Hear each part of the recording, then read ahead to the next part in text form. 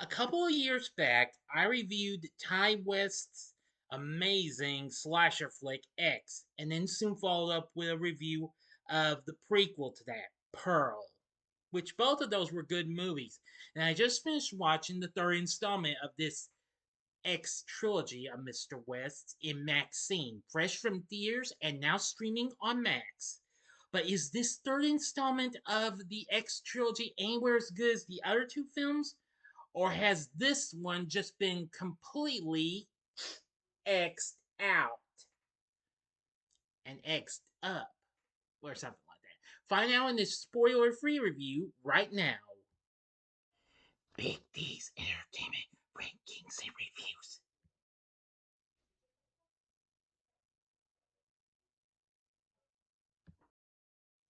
So, greetings, my fellow YouTubers, and welcome to Big D's Entertainment Rankings and Reviews. My name is Dual, better known to as the Big D, and this time around I bring to you a spoiler-free review of the 2024 horror flick Maxxxine, released by A24, and once again written, directed, produced, and edited by Ty West. This, of course, is the third installment of Mr. West's X film series following X and Pearl, both released a couple of years back, serving as a direct sequel to the former, that being X. Starring Mia Goth as the titular character of Maxine Minx, who, of course, that was her character from X, along with Elizabeth Debicki, Moses Sumney in his film debut, Michelle Monaghan, Bobby Cannavale, Halsey, Lily Collins, Giancarlo Esposito, and Kevin Bacon. This time around, Maxine sets out for fame and success in 1980s Hollywood while being targeted by a mysterious killer. This film came out back in July of this year, and well, it did fine, did all right, and what have you. So anyway, let's get into a little bit of this story since I'm really not gonna give too much. In 1985 Los Angeles, amidst the Night Stalker murders, Maxine Minx successfully auditions for the lead in a new horror film, The Puritan 2, despite all of her previous film credits being in adult films. After sharing the news with her friend Leon and colleague Amber James, the latter invites Maxine to a party in the Hollywood Hills, which she declines. Maxine goes to work at her second job, a live peep show where a mysterious leather clad figure watches with anger. She meets another adult entertainer, Tabby Martin, who also invites her to the party Amber mentioned, but, well, Maxine declines again.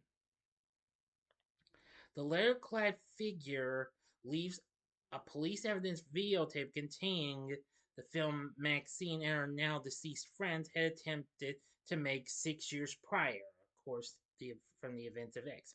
Upon watching it, she asks a confused Leon to find out where it came from. But meanwhile, in the Hollywood Hills, Amber and Tabby are killed and have their bodies branded with satanic symbols. And Maxine is invited to meet with John Labott. A private investigator informs her that her previous crimes will be revealed unless she meets with his employer, telling her she must appear at a specific address on Starlight Drive later that night or risk repercussions. But anyway, that's all I'm going to tell you of this story. If you really want to know the rest of the story, you will have to watch the movie. Now, of course, the film also just recently came to physical media almost a couple weeks back. The film is actually currently now available to stream on Max. So anyway, what did I think of this film? Well, I am going to say it was nice and all and what have you. I really say this doesn't quite come close to as good as the other two films, but it does have its moments though. With its success, the film became the most successful in the franchise, going on to make 22 million. Now, reviews were mostly positive and some were mixed and what have you. Rotten Tomatoes currently has this a score of 73%, which that's apparently lower than the hold on just a second. Then the 94% X got, and the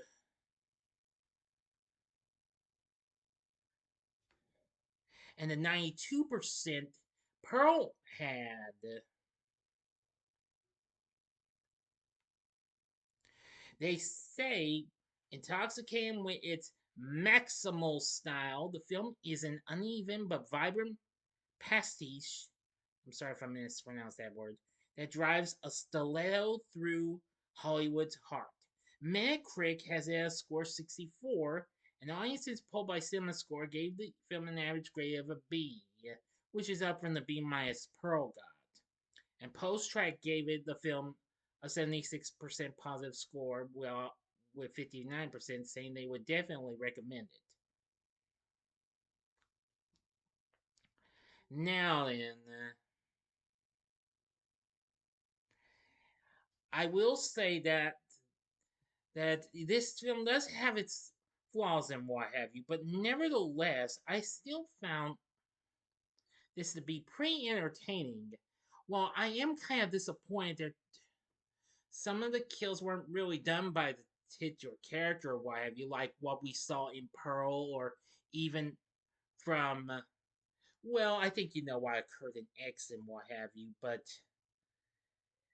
although I was shocked by Maxxine killing this one guy, she has to strip in front of her, buck naked and what have you, and crushes, well, I don't say it, not even in an alternate word, so I apologize for that. That's only one kill I'm gonna mention. That was really a shocker. hmm Seriously. But anyway, yeah, it's just that I was surprised. It's my biggest flaw with the film is because of whom Maxine meets in the final act.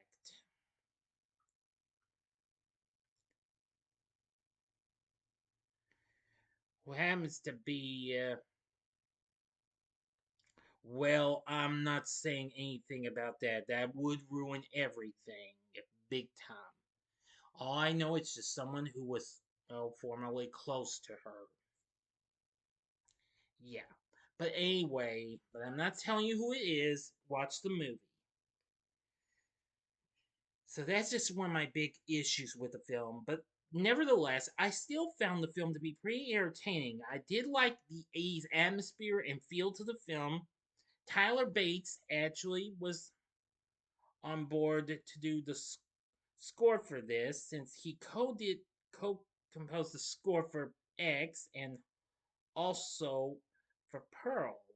But this time, Bates did the score by himself. I appreciate what he did for that. So, but still, I thought most of the story was pretty good, but it's just that I was really shocked to know about them ending and what have, well, some of the final act. It was really behind all the killings and what have you. Yeah. But anyway, as I've said, I think the 80s thing was so awesome.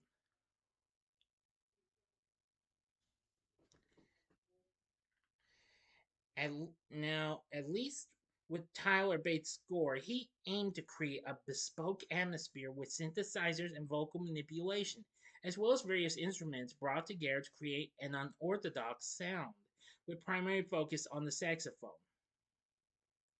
The film uses several songs from the 80s. Amongst some of them include Motion's Obsession, John Parr's Say Elmo's Fire, Man in Motion, as well as a couple of my faves, ZZ Top's Give Me All Your Lovin' and Kim Carnes' Bay Davis Eyes, which plays in the film's end credits. Now, I knew this would possibly be a a trilogy and what have you. Now, and that's what it was. Ty West, however, later slated earlier this year that he has plans for a fourth, which would depend on the third film's reception. But in May of this year, he confirmed that he was working on a fourth film and that he may develop it as his next project. But in August, during a Reddit AMA, he stated that he is happy with where he left it and that Maxxxine is likely to end likely the end of the series. Well, yes, I appreciate him saying that. I think this is a perfect way to end this series and what have you. I think that while it's may not come close to my liking of the first two films, but it still manages to come real close. Now, as for our cast, Mia Goth is still pretty good as Maxxine. I really loved her performance, just like I did with Pearl and X. Elizabeth Debicki played the character of Elizabeth Bender, British film director working on The Puritan 2. Moses Sumney played Leon, who was pretty good. Michelle Monaghan played Detective Williams, and Bobby Cannavale played Detective Torres. Now, playing Maxine's friend Tabby Martin is pop star Halsey. As Molly Bennett, an actress who played Lee in the first Puritan film, is none other than Phil Collins' daughter, Lily Collins. And playing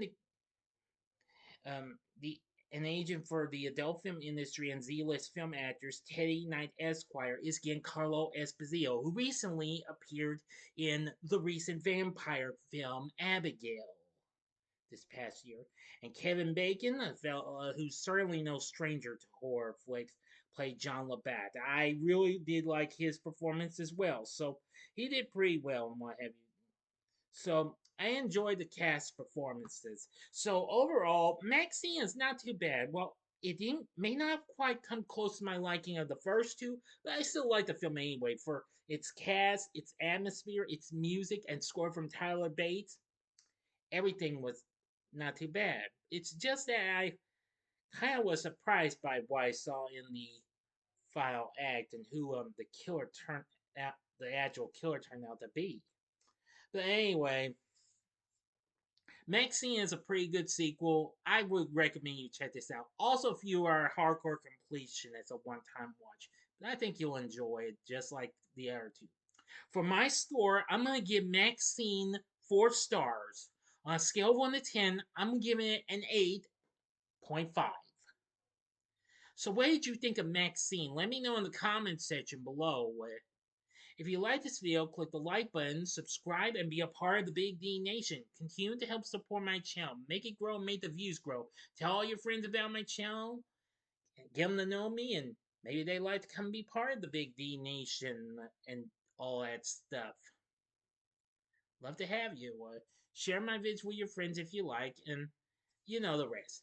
Join me next time when I bring to you the first of many Scooby Doo reviews, where I'll be talking about Scooby Doo meets the Boo Brothers.